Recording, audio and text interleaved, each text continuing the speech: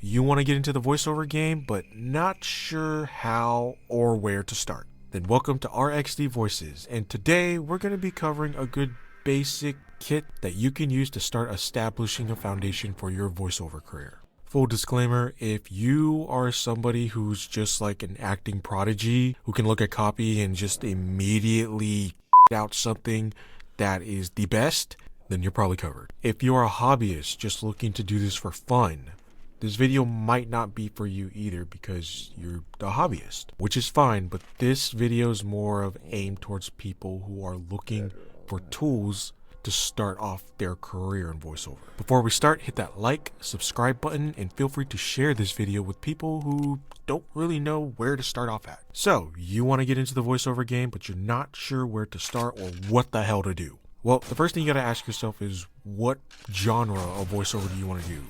Commercial, character, most people want to do character, audiobooks, narration, those kind of things. Once you determine that, then you have to determine, can you look at copy? Copy is what we refer to as a script. Then bring those words off the page and make them sound like your own. So for instance, commercial. Can you believably and honestly communicate what is on the page for that commercial to all the people listening? So in short, you gotta assess your acting abilities, because voiceover is voice acting. Doesn't matter if you're doing character or commercial or audiobooks or any of that. Acting is the core of what we do.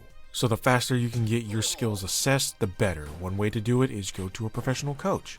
Now, if you find out that your acting chops need work, to be fair, they always need work, and that goes for any of us, but some need more work than others to shell out more consistency. If you find out that you need more work before you can stand in front of a microphone and confidently and proficiently deliver, then your next step should be to look into training. Acting training specifically, especially if you're trying to do character and you want to get into video games or anime. One place I highly recommend, go to your local theater. Learn the craft there. Get involved if you can with other communities around so you can learn what it's like to be an actor. I would also highly recommend studying up on communications, because one of the other core foundations of what we do is communicating the characters that we play and the commercials that we are reading. We can get into a whole character breakdown about communicating these characters, what they're thinking, what they mean, all that. But that's a video for another time. So in short, after figuring out what area of voiceover you want to be a part of, try to focus on one when you start before jumping over to another. Then you start looking for the training of that specific genre that you picked. This means vetting coaches, vetting classes for legitimacy to make sure that you're getting the right information. And more importantly, this also means you're probably going to have to establish a budget to spend on this. You need to make sure that you have enough money to obviously pay your bills, but at the same time, invest in training to make sure that your skills can get to a proficient level, because you want your skills at a competitive level in the field that you're picking in order to, stand a chance. From there, then comes the tech side. You can do these in any order you want to, but I'd highly recommend you start off with training after determining where you want to go. Now for tech, you're obviously going to need a microphone, but before you even get a microphone, it is very important, and I made a video on it earlier, it's the first video for this channel, that you do what we call treat your space. What does treating your space mean? A lot of people who are new call it soundproofing, but soundproofing and sound treating are pretty different. To sound treat means to pad an area like a corner or even a big room to protect it and have it block out noises such as echo and reverb, like what you just heard right now. These things need to be removed because they will affect your recordings, and your mic that you decide to pick will then pick them up and therefore ruin the quality, because there's only so much you can edit out, and echo and reverb is not exactly one of those things. I mean, I'm pretty sure it's possible, but by the time you do it, it just ruined the whole audio, so you might as well account for it beforehand. Soundproofing is drop a couple $1 million on a studio or tear out a bunch of walls and build a studio for a couple $1 million. Now, how do you sound treat? There are a lot of ways. One of the main ways that it's done, and that I've done it as, a PVC booth. So what you'll do is you look up a schematic of a PVC booth, then you put that together using PVC pipe of your choice. After that's done, then you hang a sound absorbing type of material like a sound blanket or sound absorbing foam. Usually I think the foam ratio that you want is about 4 to 5 inches thick. and then you use those blankets to make walls on the PVC booth itself.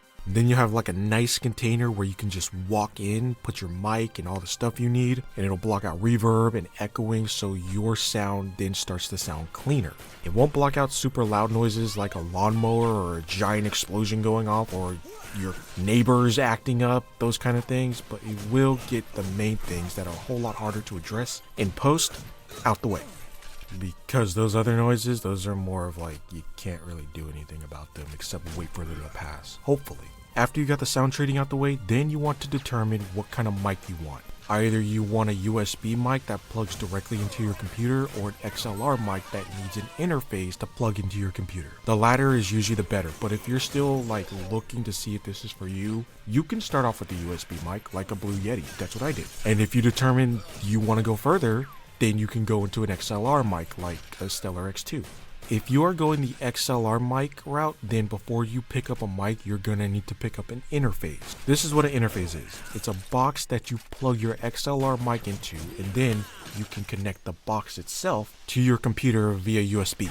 This interface processes everything the mic's picking up and then allows it to be mixed. And did I mention it also connects your XLR mic to your computer, because an XLR mic does not have a USB port. If you're wondering, why shouldn't I just get a USB? That already takes care of it and I don't need to spend extra money on a damn interface. While a USB mic may be more convenient because it has its interface within the mic itself, the quality, not the best. If you're making YouTube videos or podcasts, yeah, sure, it'll be fine. But if you're trying to do professional voice work, you're gonna need something a lot more cutting edge like an XLR mic. Just remember, your mic is only as good as the space it is recording in. After that, you want to start getting out there and networking. If you're taking classes already, that's a great way to network. Go to online group.